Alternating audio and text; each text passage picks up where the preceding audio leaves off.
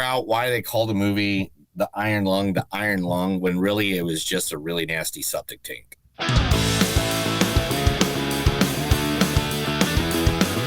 It's a show by Chris and Neil with all great movies. They are the real deal. We watch them all, so you don't have to. It's movies that don't suck and some that do.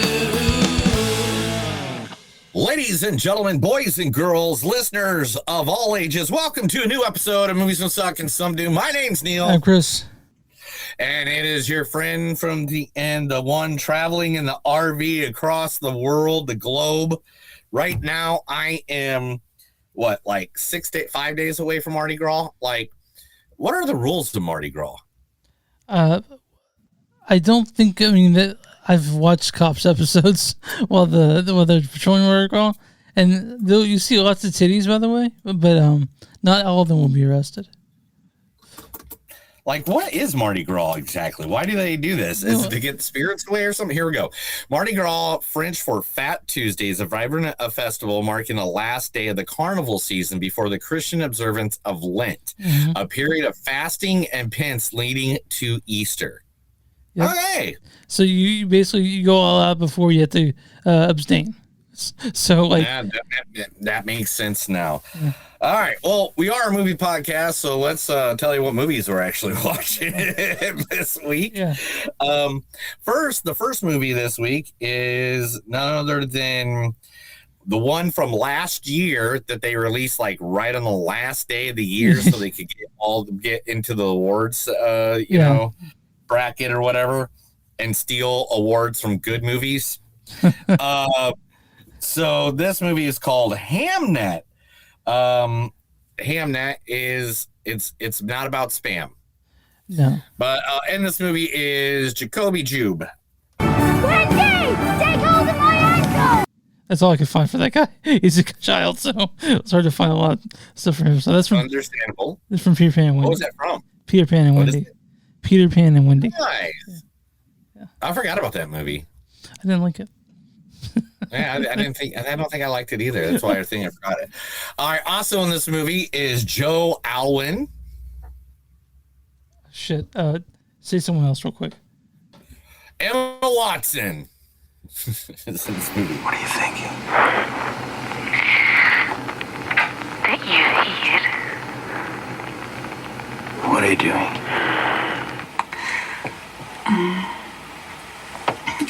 Touching your arms and your chest and your tummy and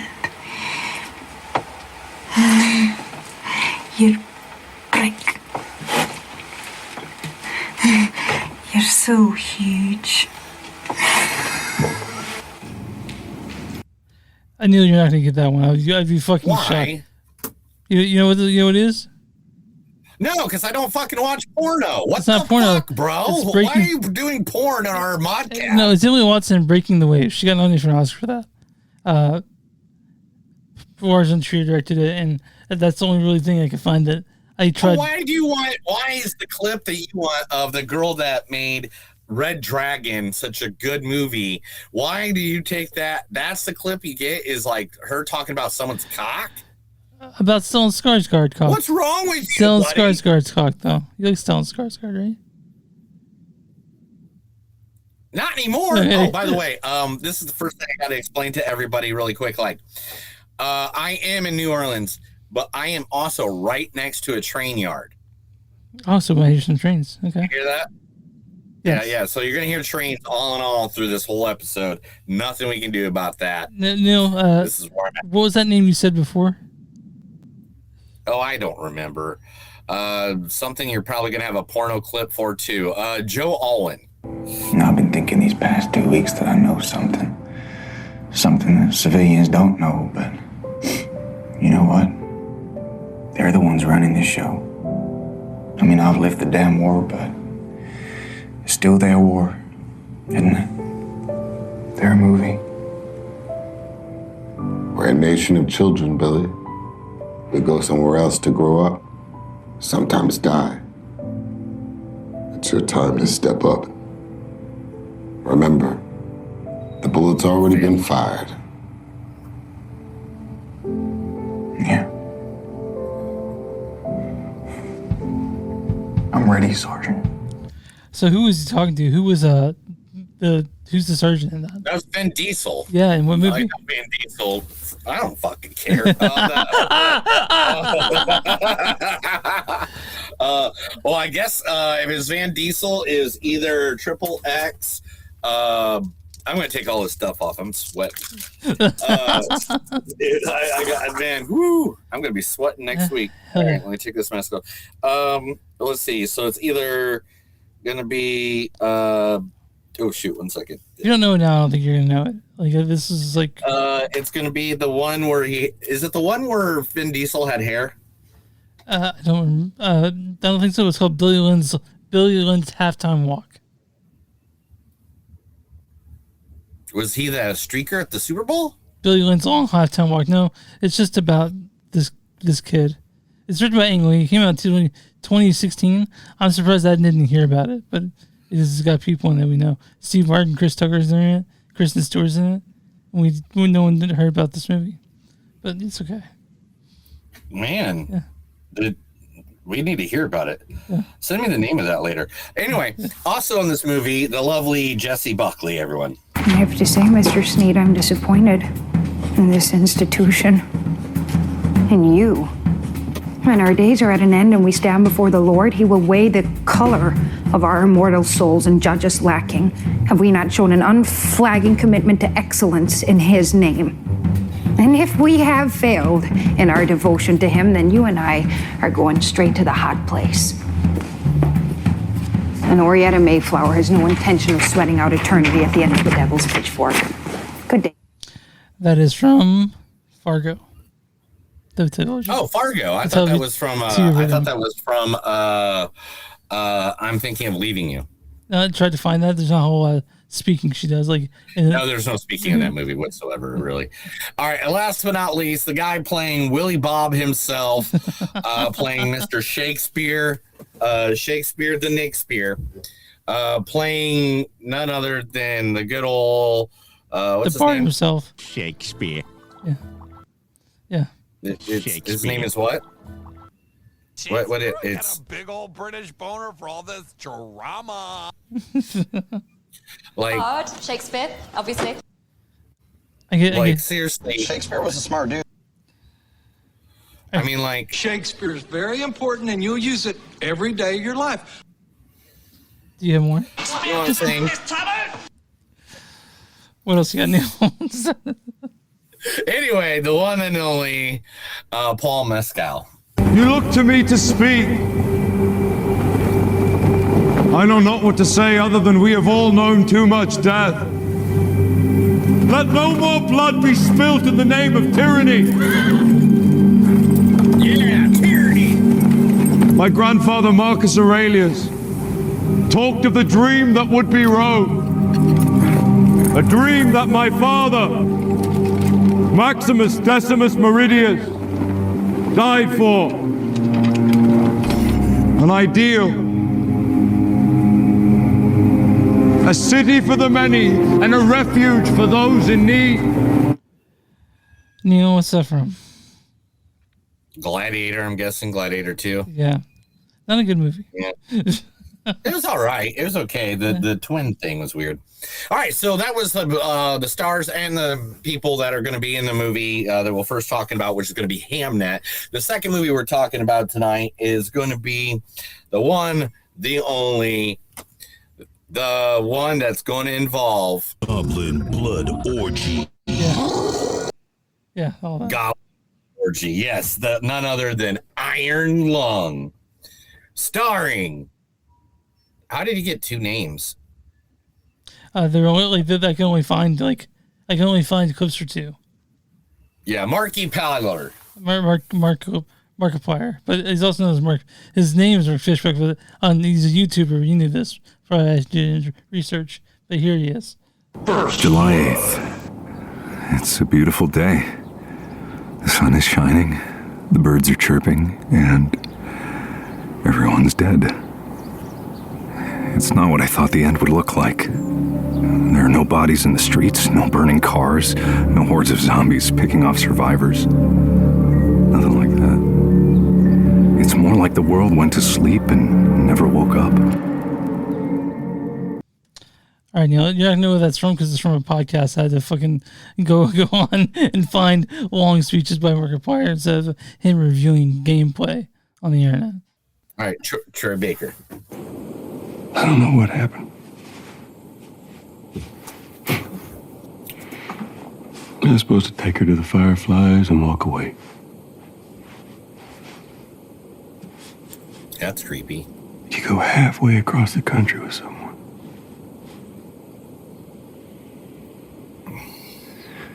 She needed her immunity to mean something.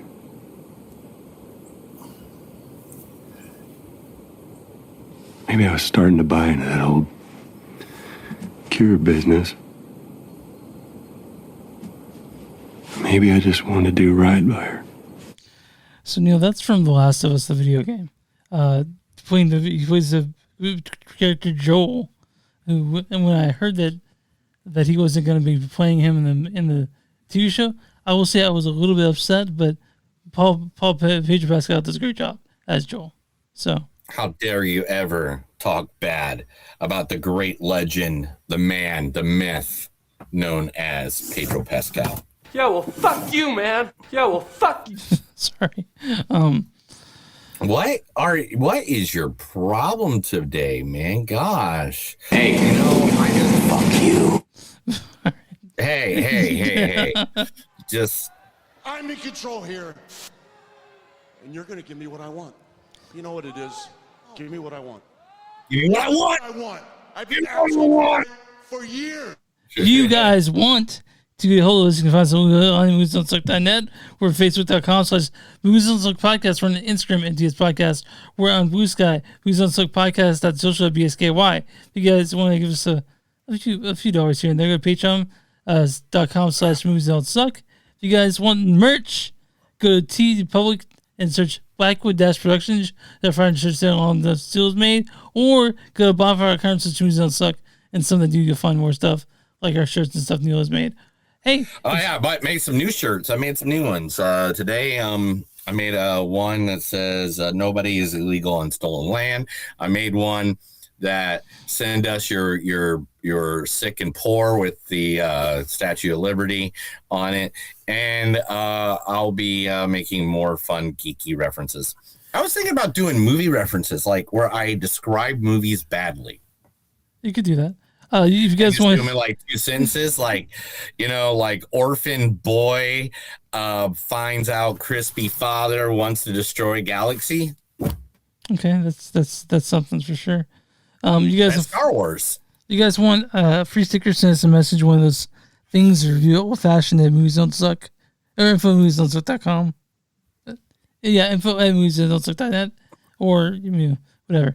And you can find podcasts from Movies Don't Suck and something to do. Subscribe on YouTube, follow us, tell your friends, all that shit.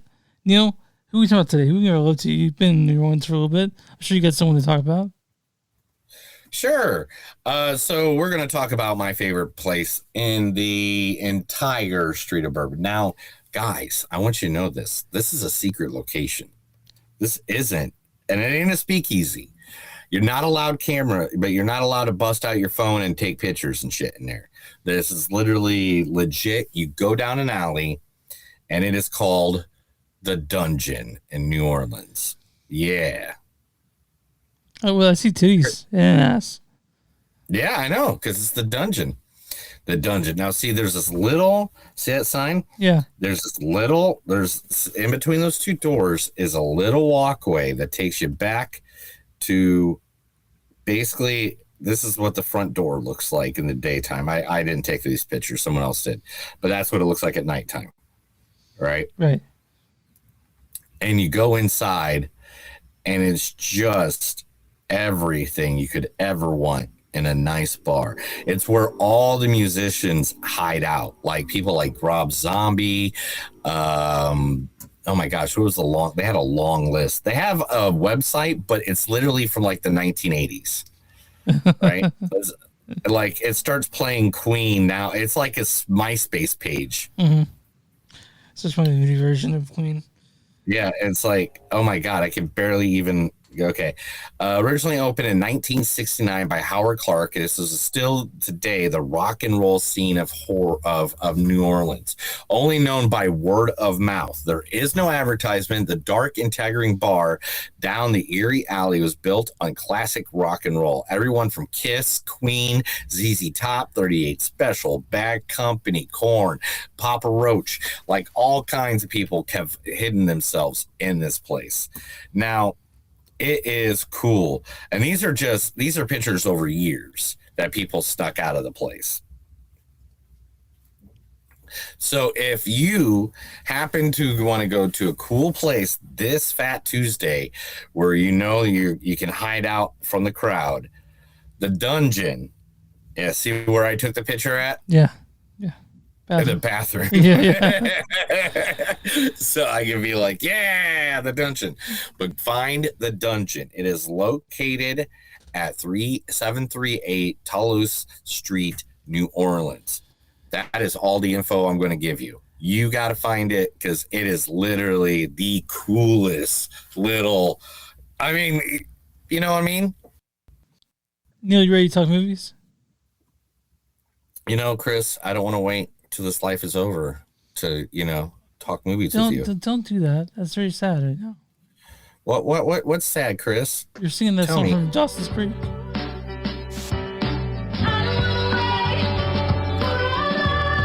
What do you look into his beautiful eyes, Chris? Rest in peace. Look into his beautiful eyes. Rest in peace, James Vanderbeek. We'll talk more about that later too. All right, but anyway. Oh, dude, this is the whole song. I didn't know I had the whole song. But anyway, Chris, let's talk Hamnet. Hamnet, directed by Chloe Zhao, directed things to see Nomadland, The Eternals, and this is one of her movies. And the stars Jessie Buckley as Agnes. I have to say, Mr. Sneed, I'm disappointed. Paul Mescal as William Shakespeare himself. You look to me to speak. Joe Alwyn plays Bartholomew. I've been thinking these past 2 weeks that I know something. And Emily Watson plays, I forget her name in this. What are you thinking? And Jacoby Jew plays Hamnet. Wendy! Take hold of my ankle! Neil, what's the story for Hamnet?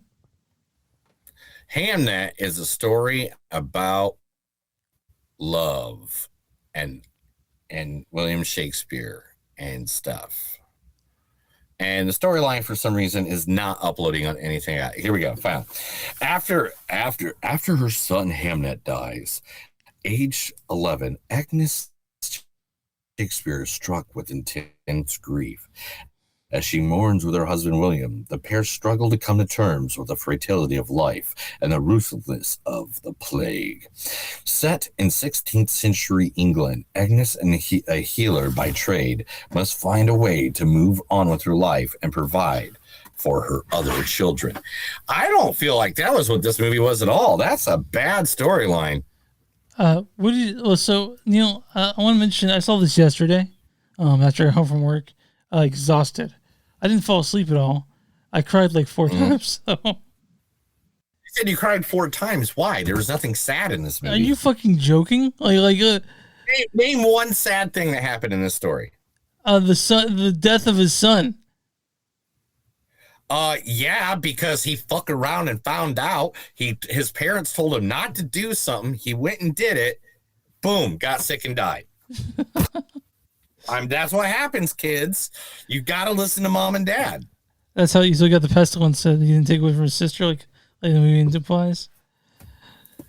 I mean, then what else? Oh, I mean, William Shakespeare basically walks in the wood, finds himself a 40-year-old woman when he was 18 or whatever. And what's your problem with the age gap, dude? Nothing at all. My wife has an age gap. I'm just saying, like, William Shakespeare is like, I can't find women the easy way, so I'm just gonna go walk into the woods and find himself a forest witch. And forest witch. At one point, there's a goblin baby that is like born in the middle of a tree. That's, do you remember that? That's their youngest daughter. Yeah. Like she was born in a tree cave. Yeah. I don't know what that was. What was in the cave? Why did we never see what was in the cave? It was just a hollowed out tree, dude, at the trunk of a tree. No, wasn't it like a tree cave? And then, like, all of a sudden, for no reason, Shakespeare just bust out in a blood orgy. That's you think of a movie, I think, when that happens. Okay, let's get real. I'll get real. Okay. Movie was 100% written just to make you sad, cry, and to be depressed for the rest of your fucking life. It's a very sad movie. Basically, what that's. I mean, it's based off this book, Hamnet. That was done by Maggie O'Farrell. It's not a real story. It's barely real. I mean, some people exist in this, but there's no. People don't know if his son died. For sure, that did happen.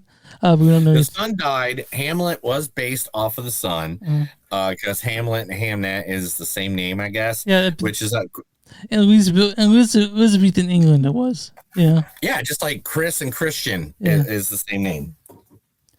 Right. I mean, I guess, man. I can't really. That's what your name means, right? It's Christian. Christopher, I think, is Christbringer. I don't know. Ah, Christbringer. Anyway, but this movie was 100% written to be tearjerkers. This movie is written 100% to win awards. It wasn't made for substance. It wasn't made for like longevity. This is not a movie people will remember after 2 or 3 years.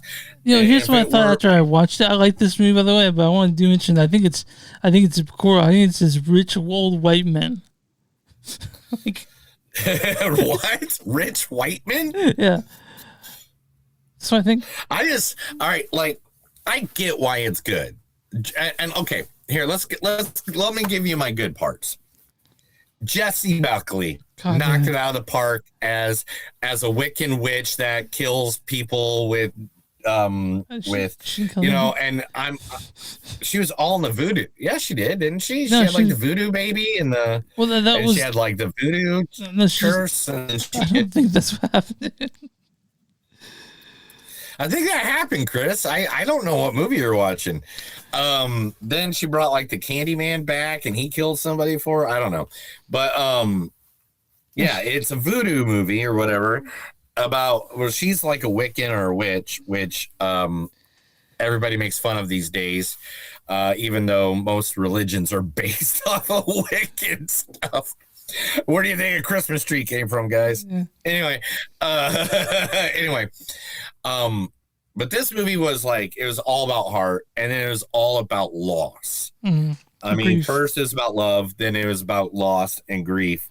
And then they sort of try to mend it at the end, which the varying degrees of success making you feel better, kind of. So like Neil was saying, Jessie Buckley is the queen of this movie. It's really about her. It's not, I mean, Shakespeare's there, but it's about Paul Mescal taking the back seat. It's about Agnes, the wife of Shakespeare. And she's great in this. Jessie Buckley, fantastic. Deserves all the praise she's getting on this one.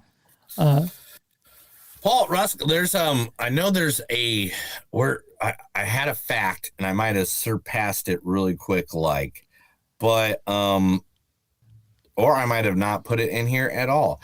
But there is one day that literally the director would told Paul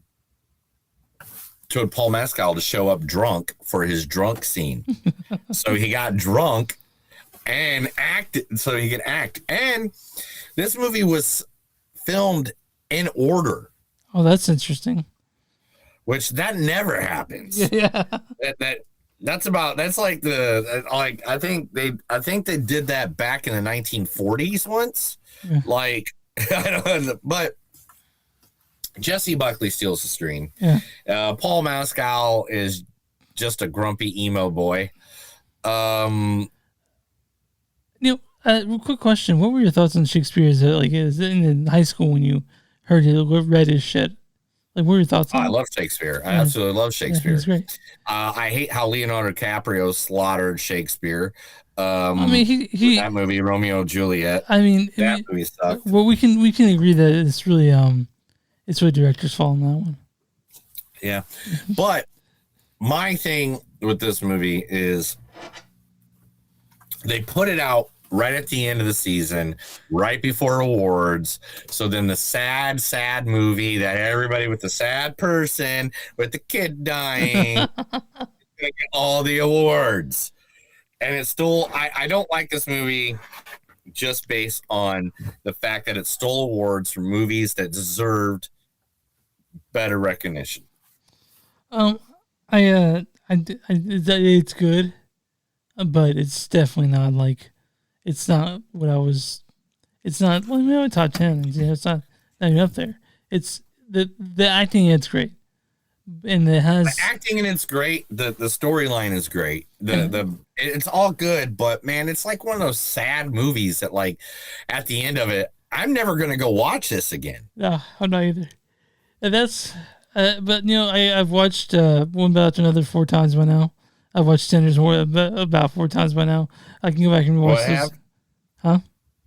Which one have you watched 4 times? Sinners. Oh, Sinners I've watched like 10 times now. I love Sinners. So, and that's what we're saying, the guys. Neil talks about replayability for a movie, and Hamnet's way too heavy to watch more than once. Yeah, this is a heavy movie about sadness. And yeah, it is based on a true story of William Shakespeare's life. I didn't know that's what it was. Yeah. I thought it was like going to be just something random or something off that. I didn't know this was the story of William Shatner. I just thought it William Shakespeare. Gosh, did I say William Shatner? Yeah, you did. Yeah. Would you watch that movie? Oh my God. Would you watch that movie? I mean, I didn't mean to say Shakespeare. I know I didn't mean to say Shatner. I meant to say Shakespeare. Yeah, I got you. But I mean, literally, I did not mean to say Shatner. I meant to say. Here I got a big old British boner for all this drama. I mean, Shakespeare, obviously. Duh. Yeah. So. But it's I do want to say one thing about this movie is that after watching this movie, I can see Chloe Zhao's fingerprints on Eternals. The same way it's shot, the same sort of tone. Is this supposed to put it like? I know. I loved Eternals. I don't know why everybody hated it. I liked that movie. It's okay. It's just it's not like it did so poorly though that I don't know if they'll ever bring back like any of those characters in capacity in the Marvel. Well, they had to introduce Celestials. Yeah, and that's why they did that movie. Are Celestials going to play a role in the next Avengers movie? Everybody's in that movie, bro. Like right now, I just found out Kay and Peele are in Avengers Doomsday. Kay and Peele are in it? Jesus. Yeah, I just found out that David Chappelle is in. I just found out that Gene Wilder and Richard Pryor are getting back together as a comedy they're duo gonna be in Avengers. for Avengers Doomsday. Man. Yeah.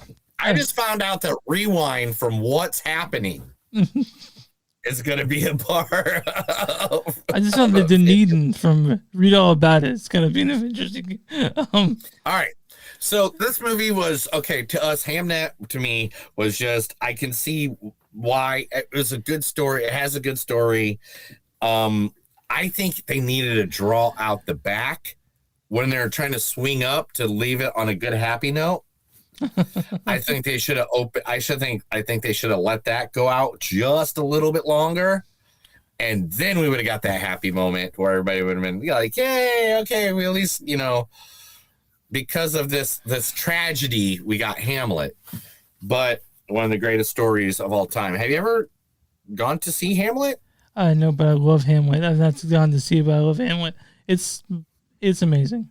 The one thing I did a research paper on it. I did a research paper on it, and came to the conclusion the only really good person in the movie. Really? Yeah. The only just my theorem was that the only good person in Hamlet, like person of good character, is Horatio. He was friends with everyone. He's sort of neutral the whole time. The only person that was there. Yeah. What's going on? What? Okay. That is the question for no more than one. But like, so the slings and arrows. So that's the one thing that was the one thing I was upset with this movie was the fact that you never heard these famous words. Yeah, he did do that. I'd love to have seen somewhere where those famous words came from. Yeah, but like the movie postulates that he was contemplating suicide when he says that, but that's not what the play says. The play says something completely different. Like if you were to interpret it that way. But Neil, my score on this movie, you there? Oh yeah. Yeah. My score on this movie is a 4.1, 4.2. I like this movie. It's just very sad. Blah blah blah. 4. I'll give it a 3.9. Okay. I'm not going to give it a 4. Okay. This is, to me, I could see exactly what this was, and then the fact that they even played the card to try to get the awards right before the awards there, right before all the award season's done. Yeah, I didn't like that because they obviously left this to like be left in everybody's memory or brains. Good movie. I'm not going to watch it again. I might watch it again if my wife wants to watch it or something like that. But I'm not. I don't want to sit here and just over and over and be like, man, Shakespeare is very important and you'll use it every day of your life. Yeah. I don't want to be like, yeah. Now, did you notice what I did? What's that? Each Shakespeare is from a different comedy show. Oh, because okay, gotcha. Because I literally put in the names Shakespeare soundboard, and I could have chose actors from Grey's Anatomy. It's Always Sunny in Philadelphia.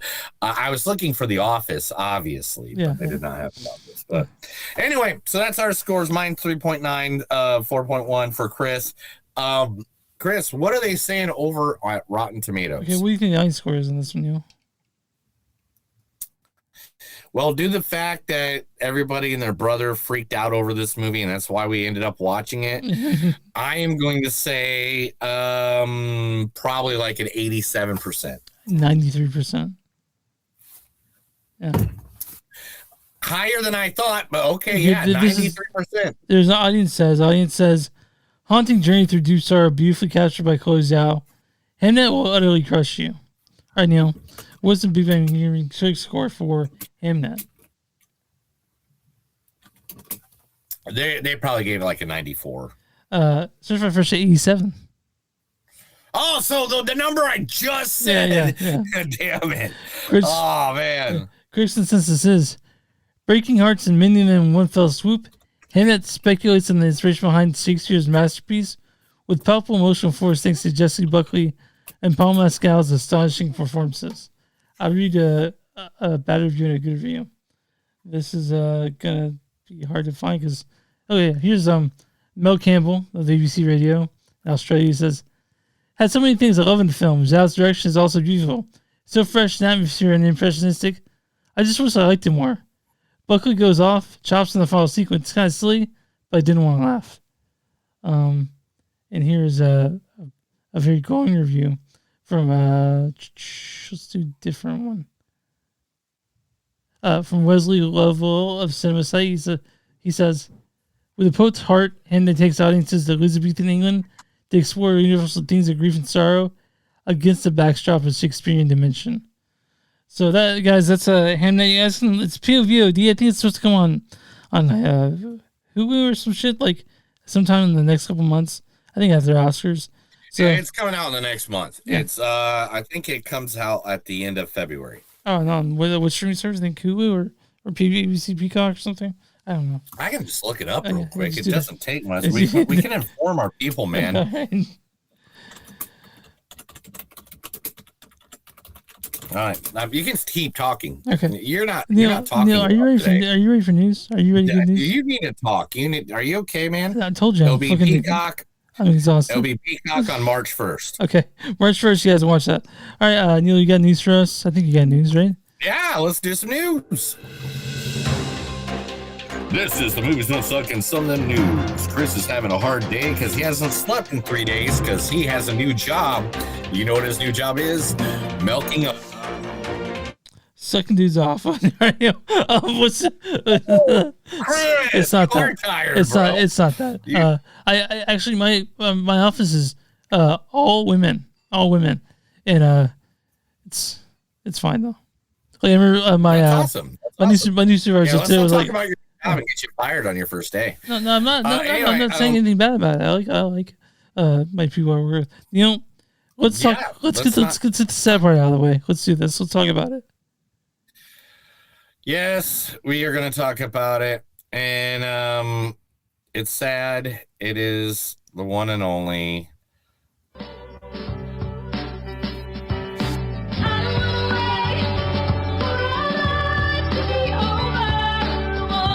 James Van Der Beek, also known as Jay in Chronic and Blunt Man, the movie that was made. He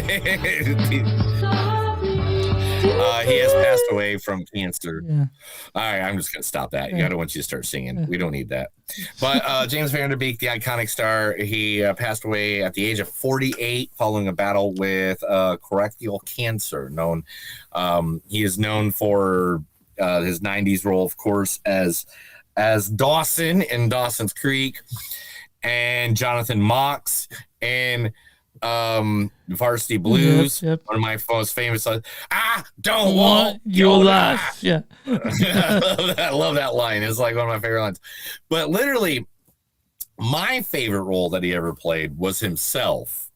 Do you remember Don't Be a Bitch and Don't Trust the Bitch and Apartment 23? I didn't see that show.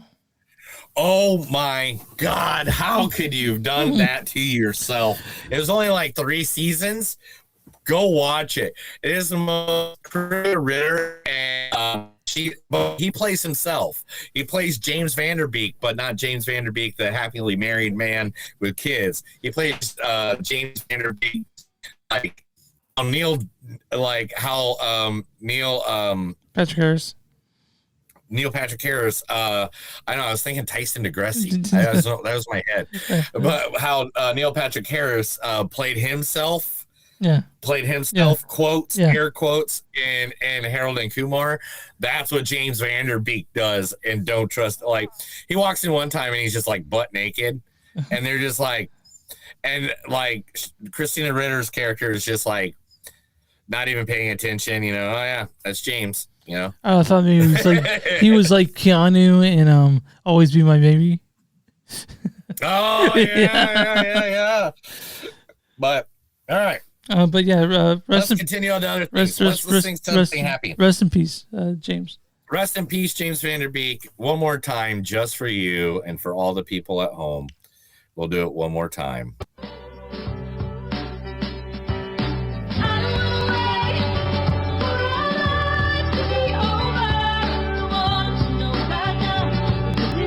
All right.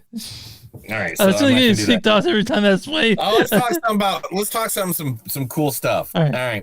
Paul Thomas Anderson and Johnny Greenwood is suing the Trump family for using the music from Phantom Thread, the movie that Chris loves all to death. Oh, I don't love it. It's definitely in the lower tier. Your favorite movie ever. No, it's in the lower tier PTA movies. But Chris, I'm trying to get through. Can I just get through to tell everybody everything, and then you can argue with me? All right. Anyway, but they used the Phantom Thread music for the new Melania. How do you say your name?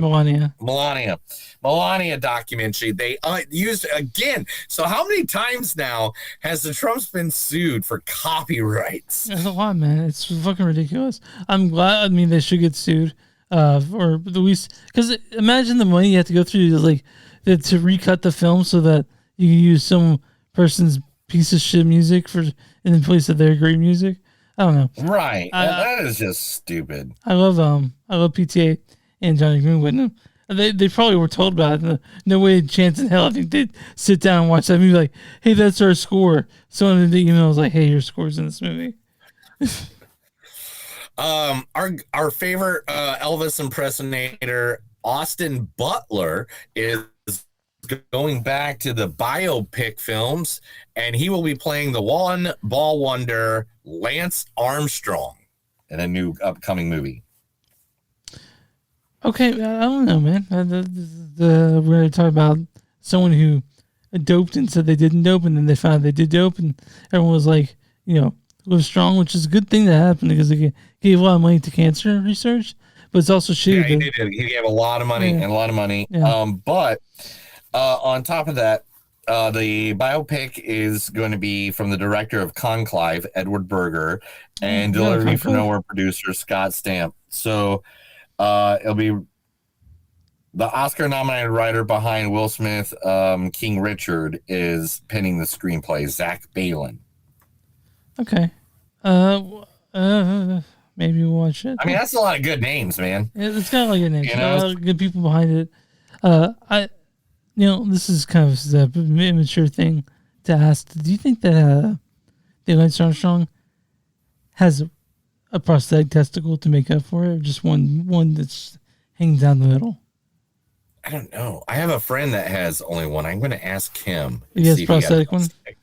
Maybe I'm going to ask him though. Yeah. You know this person actually, so I don't think you know this part about him.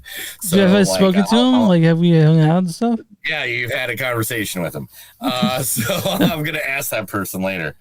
Anyway, Mike Flanagan, the guy who did Dr. Sleep, who did what else did he do? He did a bunch of the freaking he did where's it at? Anyway, him and Stephen King are going to go for it one more time. I can't remember all the other movies he did. I know he did other ones. I know he did Dr. Sleep. Life of Chuck. Yeah. And Midnight Mass, Song of Hill House. Yeah. Gerald's Game. Yeah. So Mike Flanagan, new version of Carrie. So hopefully it's better than that one that came out a year or two ago. I can't remember. Do what we that need was. another Carrie though?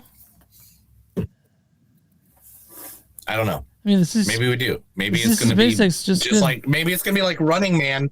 Maybe it's going to be like Running Man and actually tell the story from the book and not just whatever you want to make up. Yeah, but the movie itself wasn't that good.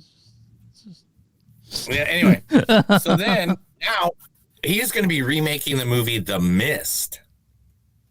They got to keep the new ending that's on the book, though. They got to keep the ending that's in the movie. You see, King says the movie. Oh my god! The ending of the movie is the ending he wished he'd made. By the way, yeah, that is like one of the best. If you guys don't know what it is, Thomas Jane, who also played the Punisher, famous for other things. Hung. He was in Hung. Hung. Oh yeah, he was in the. I don't think a lot of people saw that show though. Okay. Sure.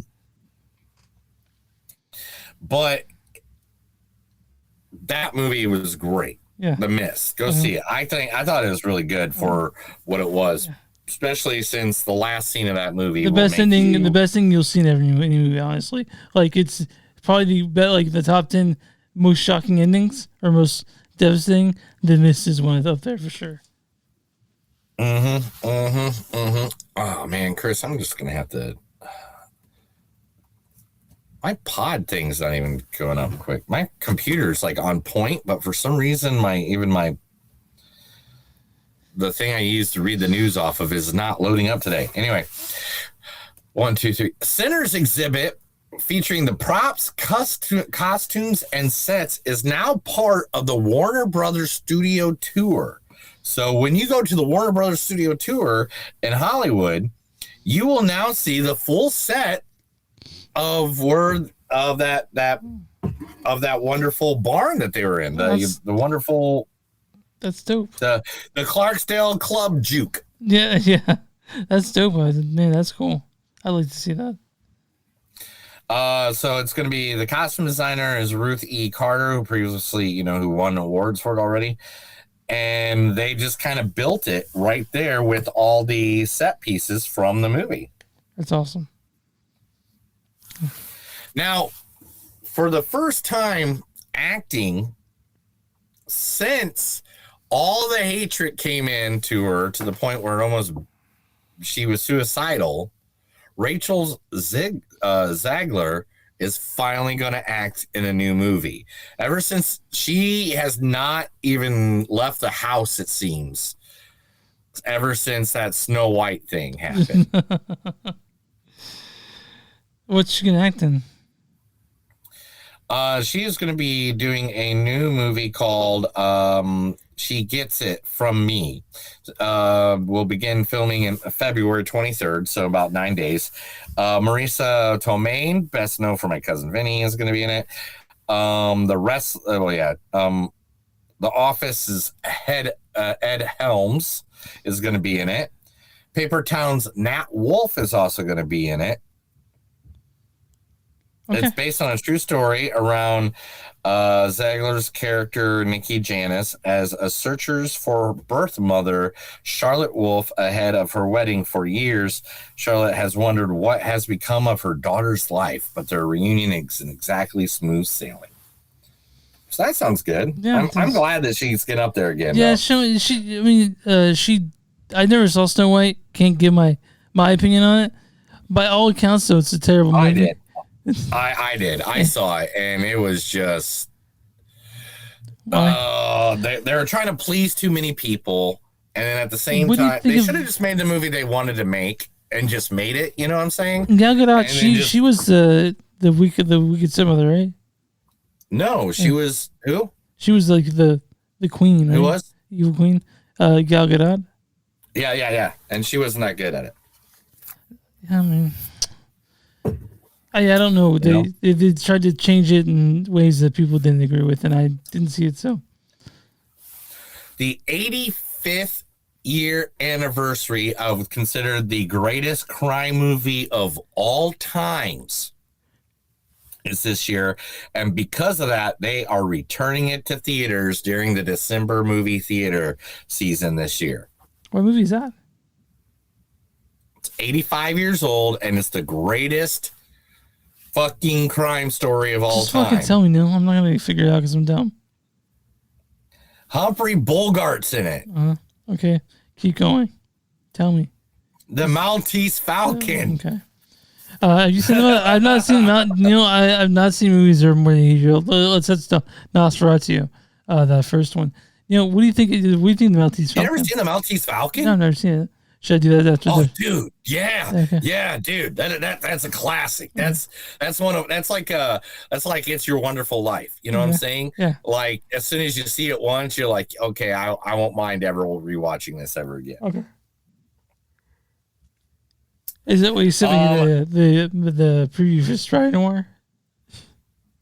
I know that one looks great, doesn't it? Yeah, it does look good. It looks. If you guys don't know, Spider Noir is going to be coming out in May, and it is Nicolas Cage playing Spider Noir, and it's real life. I thought it was going to be a cartoon. I didn't know it was going to be real life. Real life action. Nicolas Cage is Spider-Man. Yeah, Nicolas Cage is. I bet you he's funny. I bet he's happier than a dog with two Peters. Like that dude loves comic books.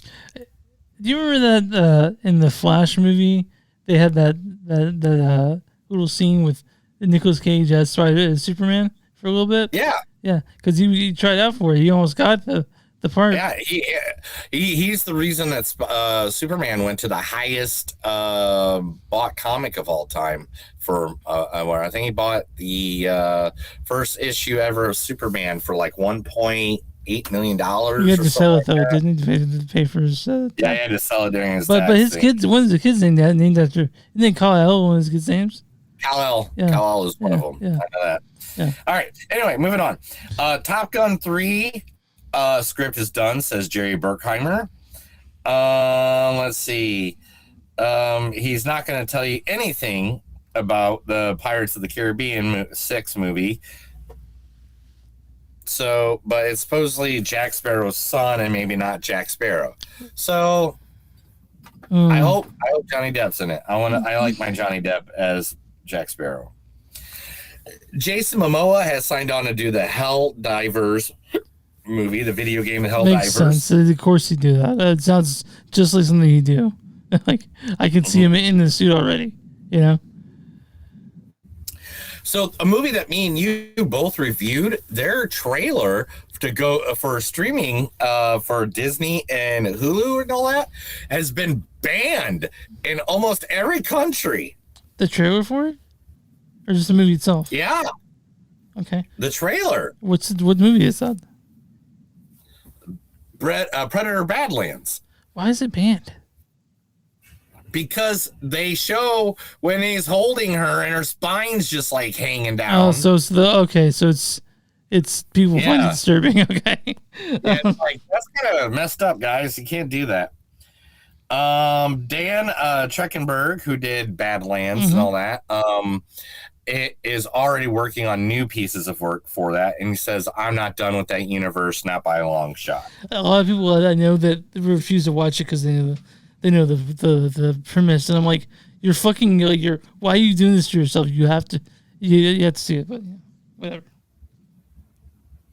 Yep, and Tom Hanks is now starting to film. Remember the film Greyhound? Yeah, I remember that. Yeah, the one that he did about World War II. Now there is a Greyhound 2 is coming, so he is starting to film that with Apple TV. That's the strangest thing. Was it that popular, or is it just Tom Hanks can do that? Probably the second one.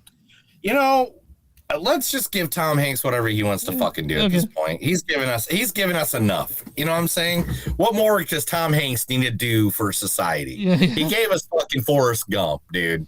I don't know what more you need than that. I love Forrest Gump so much. Talking about things from the 90s, The Mummy 4 has been set for release of May 19th, 2028 is when we're going to be able to see the Mummy movie. God, with Brandon Fraser and Rachel Weisz. Brandon Fraser, God. I want to get that dude a hug right now. Let's do it. So this is one that, man, I know other people got a chance to go cover it. We never got a chance, and I think maybe if we have a chance, I don't know. It's a really long movie. I think it's like 6 hours long. What movie? Coming out on VOD this week. I think it's on Friday. Let me make sure. Oh, gosh, I hate when this happens because I read it earlier. There it is. Yes, it is. It's 5 days from now. 5 days from now. On February 17th on VOD, you can watch Kill Bill, the whole bloody affair. Which, if you guys don't know, this is like the movie completely combined as one movie, the way Quentin Tarantino wanted it. It has the animated sequences that were removed, and when things like when she fights the 6'7" or 69s, or what were they called? Yeah, I forget what they're called. Yeah, but it's all in color and not black and white because they had to put it in black and white so they could get the R rating. I'm excited for it. We'll definitely watch this. You know, I want to see the. I almost saw it in theaters, but I was just like, God damn, it's like 5 hours. It's like, yeah, dude. It's like if I had a whole day to go kill to just watch one fucking movie, I would. Yeah, it's at least a really, really good one. Yeah. All right, Timothy Chalamet and Matthew McConaughey are going to play father and son again. If you don't know, the first time they did that was in Interstellar. Oh yeah. Yeah. But coming off the success of the season of Actors and Actors, they are thrilled to once again collaborate with CNN and one-of-a-kind town hall. Wait a minute. I don't even know what that is. Oh, that was something else. But yeah, I guess they're sorry about that, everybody. But yeah, they're going to be they just said that they have a thing that they are working on that they can't give any more information on right now. So what are you drinking, Neil? What are you drinking right now? Oh, it's called None of Your Damn Business. Come on, is it water? Is it drinking water? It's vodka. Vodka? Damn. It's just straight vodka. Yeah, for real. All I do. No. I was like, usually you're drinking beer, and I saw you drink out of a straw. And unless you're a weirdo, you don't drink beer out of a straw. No. I haven't really drank a lot of beer. Okay, let's see here. A24 erotic thriller got bought in a big bidding war that went up all the way up to 8 figures. What movie is this? It's called Baby Girl. And it is going... Yeah, there was a Baby Girl earlier last year. With Nicole. Oh, no, that was erotic thriller, Baby Girl. But A24 has landed a new erotic film after an intense bidding war that are talks for A-listers during the movie, including Nicole Kidman. But the other places were all trying to buy the same movie. What was the name? Dreams Come True. And it is literally everybody was trying to buy it. It looks like everybody had money on it. FX, Peacock, Apple, Amazon, Netflix, all of them try to buy this movie. Just nuts up on this movie. And Kidman's in it. Eli Fanning's in it. Man. Where's it? Who bought it? He said A24 did? A24 did. So we're going to see it in the theater. I'm sure whatever it is. My pod thing is just not working today. You know what? I'm just going to do it the old-fashioned way. I'm just going to straight up read it from here. All right. Happy roll card. Let's see. There's another one I wanted to tell you about. Where was that? Let's see. I mean, Apple TV 2026. I can't wait for Ted Lasso new season. I hope it's good. I really do. Also, Power Rangers will be leaving Netflix. Didn't know it was there. Didn't know because somebody bought it on March 6th, 2026. All the Power Rangers will be leaving the Netflix because Disney Plus bought Power Rangers and they are going to be rebooting the series. Okay. Do you remember back in the 90s when Power Rangers out how it was controversial because it was the people called it violent? You remember that? The kids were saying like, it's about people doing, I don't know. The only times you ever saw even the actors fighting. It's about people killing dinosaurs and shit and killing bad guys. Right? Yeah, and then remember the putty they fight? Remember the putty that show up? I don't know. Okay. I think you're a little too old for that. Oh, the putties, yeah. Okay. Del Toro, Guillermo del Toro and Jacob Elordi are working on a script together right now so they can do another movie together. What movie? Does it say? Does it say what they're working on? No, they will not say. They will not tell you anything right now. But all they're saying is this. They're going to be in a movie together. All right. Well, I do like the fact that they're buds and they're hanging out. Yeah. I mean, like, I just want them to be awesome, and I want everybody to love each other, and I want things to work out. But on that note, the last story I have for you is we are getting a Mama Cass biopic about the legendary singer from the Mamas and the Papas. Yeah, so who's... Right? Yeah, I mean, I knew that is. Did they say who's going to play her? Yes, they just unleashed. It's going to be called, the best-selling memoir was called My Mama Cass, which was written by her daughter, Jessica Gunning. Okay. She's had a pretty hard life. I have no idea. Here we go. Mama Cass had a pretty hard life. There we go. Yeah. There we go. Well, There's Mama Cass on the left, Jessica Gunning on the right. I can see it. Right? I can see it too. Yeah. Best of luck. And plus it's Mama Cass. Mama Cass was considered one of the best and nicest people in rock music ever. Yeah. So they said that she was the kind of person that make food for everybody. Like she'd be high on 10 hits of acid and still be making fucking pork chops for people. Dude, speaking of pork chops, do you know what the Malia made? That they eat after this? She made what's that? She made Dr. Pepper pork chops. I don't even know what that is. What's a Dr. Pepper pork chop? Yeah. It's pork chops marinated in like things that like Dr. Pepper. I can't wait to try it. I'm excited. So it's like just marinated in Dr. Pepper? No, there's other stuff into it, but it's just like it was a recipe that I found. I was gonna make it until I actually got when I got the job, they're like, when you start next week, like, no, you start tomorrow. I was like, oh. So I was gonna make it, but who here out of the 22 people watching, who here wants to see Chris give us the recipe for Dr. Pepper, Bob? I'll do it later. I want the recipe. Send me the recipe. I gotta see the recipe. Yeah. And so, but yeah, I guess that's the news, right? That's it. That's the news, dude. Let's go on to talk about the #1 video game movie of all time. All right, ladies and gentlemen, that was the news. I read stuff to Chris. He liked it. He loved it. He wants some more of it, but we got to get to. All right, Neil, let's talk about Iron Lung. Directed and written by Markiplier. Also, Markilplier is also his real name is Mark Fishback. This stars Mark as the main character, I guess Simon. July 8th. It's a beautiful day. This also has Troy Baker as I guess David. I don't know what happened.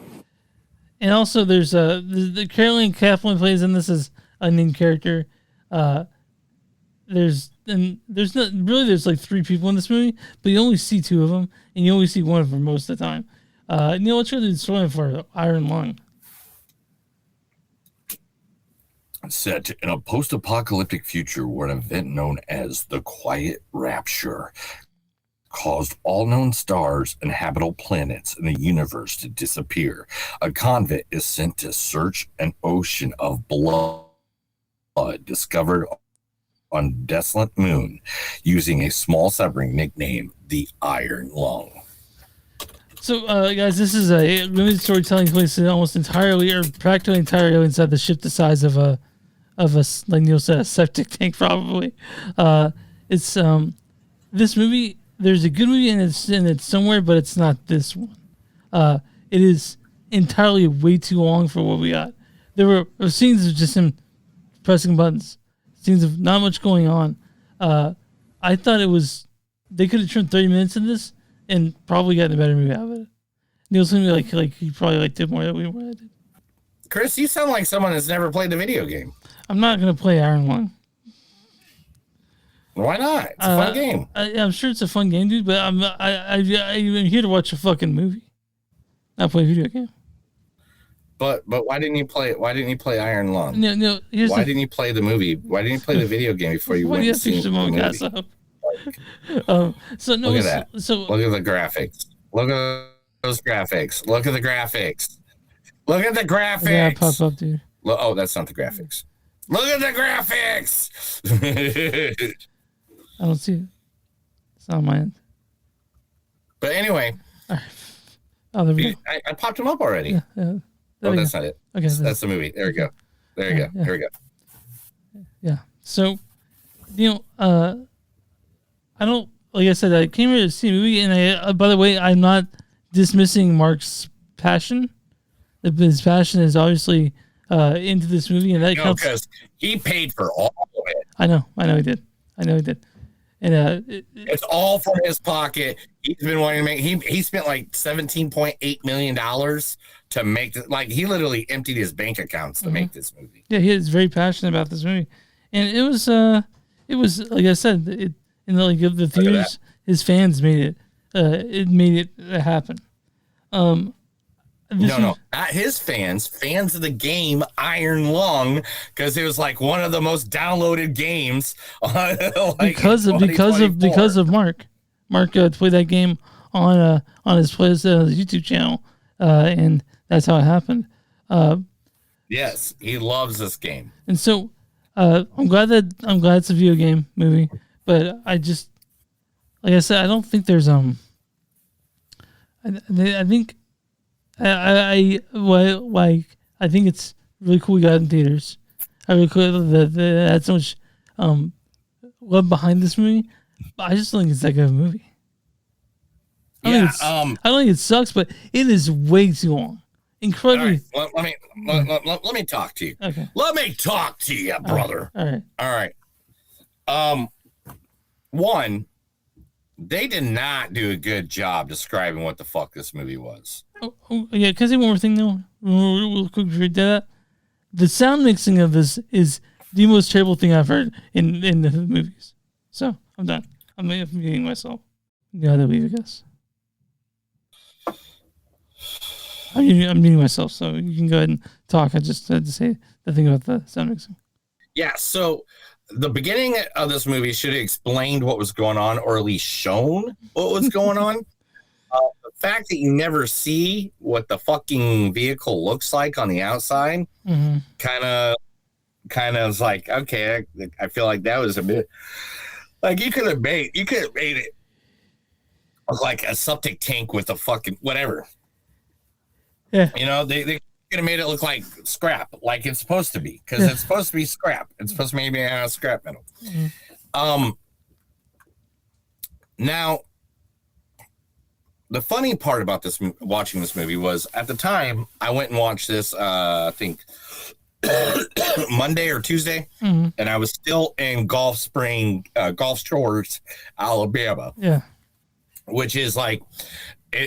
Gulf Shores, Alabama right now is like if the retirement home and all their grandkids were hanging out together and going to bed before 8 o'clock. Anyway, but me and this old gentleman walked out of the theater at the same we walked out of the theater at the same time, and he just looked right over at me and he goes, "What the hell did I just watch?" What'd you say? I go, I said, I have no idea what you watched. I'm still trying to figure out. Now, I never played the video game. I don't know the video game. But, like, literally, right as soon as we got done, right? Yeah. I had to go then research to see what the hell what is this stuff? And that's not something I feel like you should have to do after watching a movie. Is that you have to research the lore to figure out why the movie was even a movie. And I don't think you need to do that. I don't think that should be a thing in a movie. Like, what movie besides I don't mind being excited to look more information into a movie when it's a good movie. But to make sense of it, you shouldn't have to. To make sense of it, I had to go look. Like, I had to go out and look for the lore. Like, I had to be like, what the hell? As I'm just sitting there, I'm just like, why?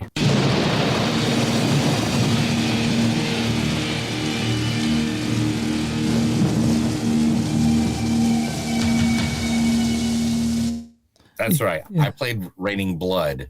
I love Raining Blood. I mean, there's nothing more than bloody scream. So real. That's what it was like the whole entire movie. Yeah, it was like, oh my god. Bloody scream.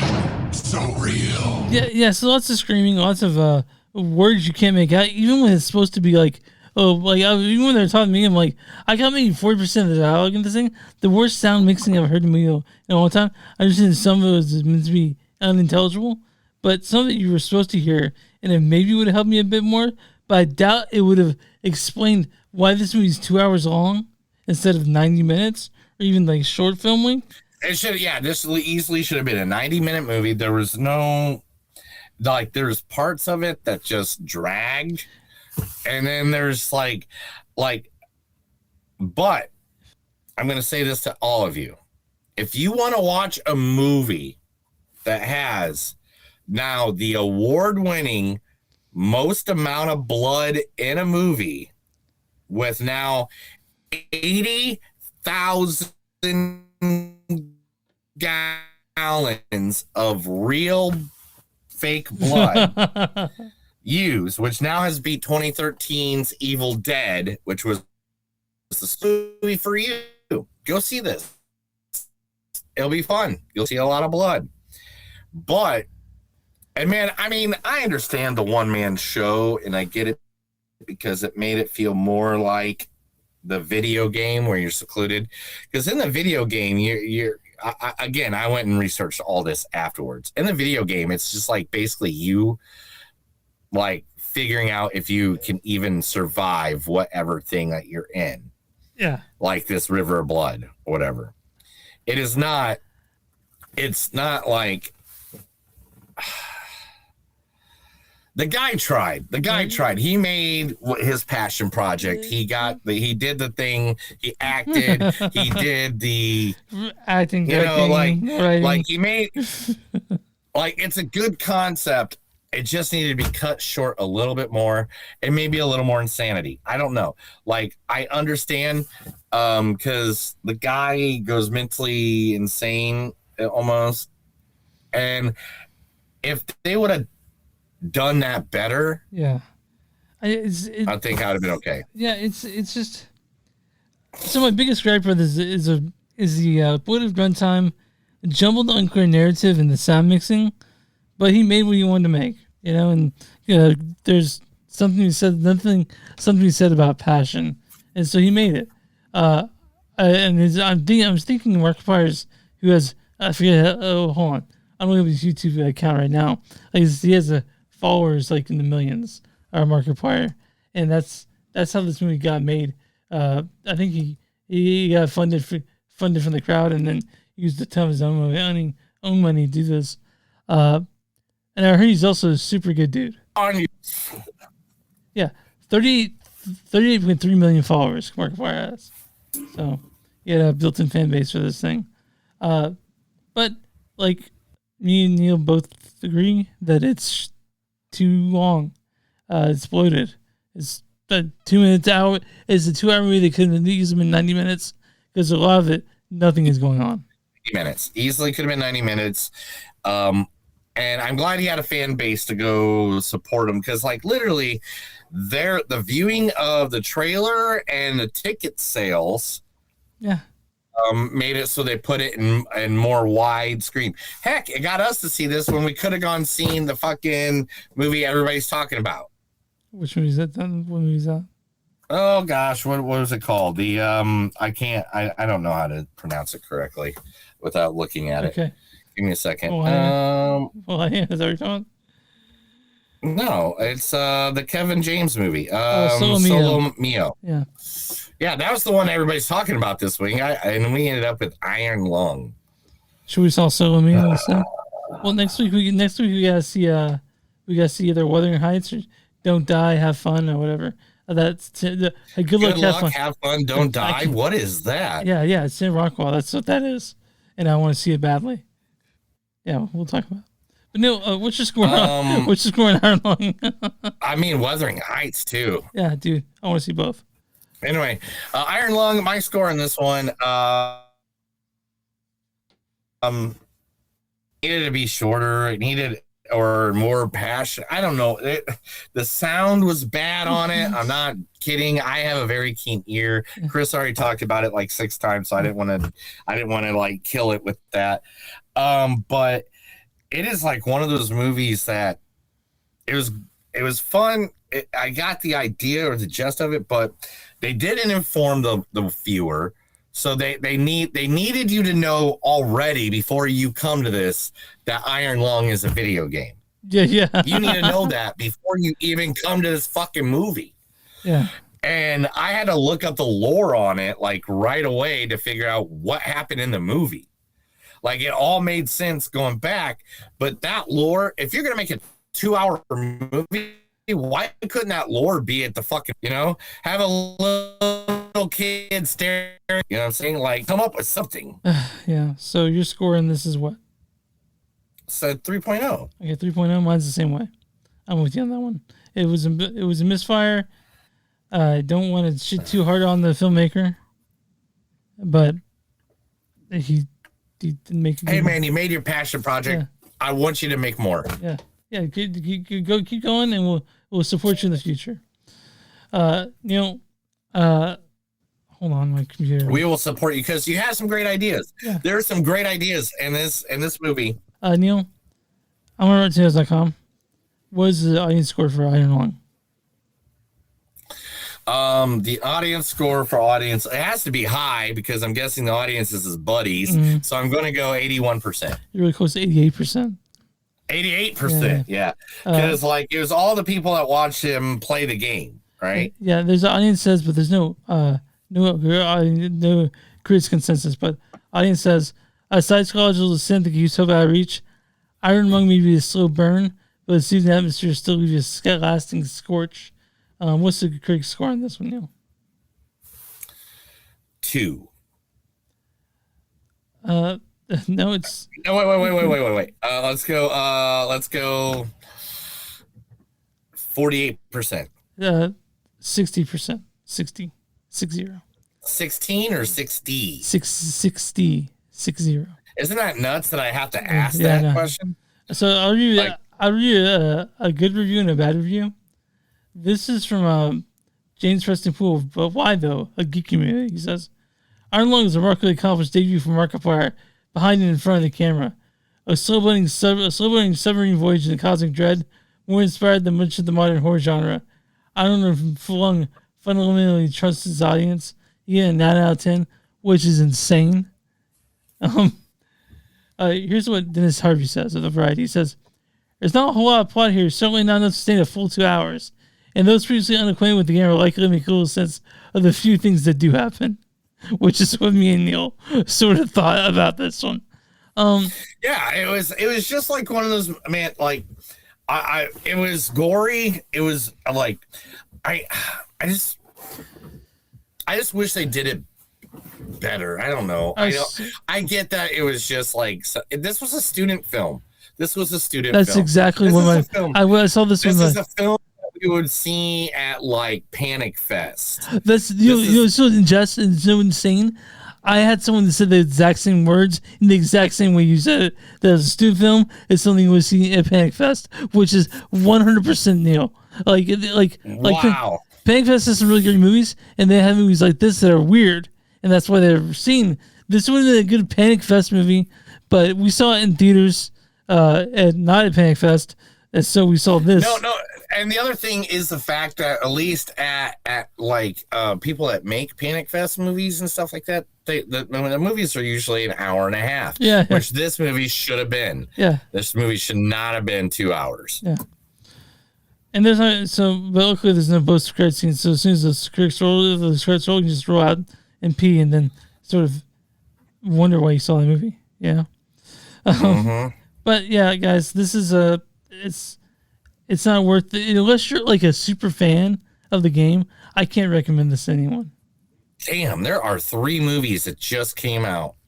You want to see Wuthering Heights? You want to see the Cold Storage? You want to see the other one, right? That I mentioned. No. Cold Storage came out too. It's coming out this week. Yeah. Damn. So what movies do you want to see? Crime 101. It's got a perfect 100% on freaking it's got a perfect 100 on Rotten Tomatoes. Oh shit. So it's Chris Hemsworth. But dude, I don't know what to do because I'm going to be traveling and it's Mardi Gras and it's like. Well, I'm seeing 88%, but Neil, pick one. I'm going to see all 3 of these. I'm going to see all 4 of these at some point. So. Of course you are, Chris. All right, well, we'll pick one out here in a little while. Okay. But I don't know which one of those. I have to think about that. Anyway, but yeah, so that's what Chris thinks. That's what I think. It was. It's a movie. You can go watch it. I mean, yeah, it's a lot of blood. Yeah. A lot of blood. 80,000. So next week, what do you want to do? So I mean, those are all like big choices. Like, which one do we flip a coin and try to see? So there's Good Luck, Have Fun, Don't Die, Wuthering Heights, Crime 101, and Cold Storage. We have to pick one of them. I'm going to leave that to you. I fucking hate you sometimes, Chris. Oh, that's a hard decision, dude. Why are you so mean? Oh man, I really want to see the Sam Rockwell one though. Yeah, I do too. It looks fucking crazy. But it's like Wuthering Heights. I know is like the #1 movie right now. It's also fucked up as shit. Apparently, Wuthering Heights. This one is just the horniest movie you've ever seen. So Okay, well, I'm not in the mood to. Okay, so that's good. We can wait for streaming for that one. Okay. Good luck, have fun, don't die. I feel like that screams to us. Yeah, it does. It's our type of movie, I think. So, okay. I think that for our podcast, that's definitely it. So, guys, that's probably the movie we're gonna watch, unless it changes. Second movie, we got to find something on streaming now too. Yeah. We'll figure that out later. You want to watch Predator Badlands again? No, we already talked about that movie. But yeah, we can talk about it again. Why not, Chris? First ever, second time. You guys can find us online, moviesdon'tsuck.net, Facebook.com/moviesdon'tpodcast. We're on Instagram at DS Podcast, which I think we'll probably be seeing a lot of our time on Instagram. I hear that train, Neil, and it's cool. We're on. I know. It's like there. It's literally right there. I'm gonna feel it in a second. You'll see the screen shake because how close we are to the tracks. Also, you can see us at Bluesky and Movies on Social Podcast at social BSKY. We're also on Patreon, patreon.com/moviesdon'tsuck. If you guys want shirts, go to T-Book search Blackwood Dash Productions for shirts there. Or go to Bonfire Comics, which Movies Don't Suck, and something you'll find a shirt there. If you guys want a sticker, send a message to one of our socials or email info@moviesdon'tsuck.net. We'll get that sent over to you free of charge. Subscribe if you're watching on YouTube. Follow us wherever you watch. Just follow us, tell your friends, all that shit. And Neil, what are your small businesses that we love? Man, if you got a small business, let us know. Come tell us. Let us know. We want to advertise you right here to our thousands of listeners, our millions of followers at Movies Don't Suck, and someday free at charge. Just send us the info. Talk to Chris in person. I'll give you his address if you're in Kansas City. Yeah. Go for it. He lives. It's really cool. It's right next to Liberty Hall. Anyway, didn't you used to live pretty close? Didn't you used to live pretty close to Liberty Hall? Liberty Memorial. Yeah. I also live next to. We used to live next to Nelson Atkins. That's right. And I helped you guys move from that house to the apartment. My God, we moved everywhere. And then the apartment, I helped with that truck before we went to Oklahoma. And that was that was crazy. But but now you're in fucking Louisiana. Yeah, I don't know if it's you guys are still in New Orleans. It's a dream come true. All right, Neil. You good? You ready to get out of here? I got some pork chops to eat. Yeah, I want to go get some food, man. I'm starving. All right. That's another episode of Movies Don't Suck and Some Do. My name's Neil. I'm Chris. And remember, guys, no matter what you say, you don't want to wait until your life is over. You want to take the advantage now, because if not, you might make a movie that nobody likes. All right, have a good day. See you guys later. One more time.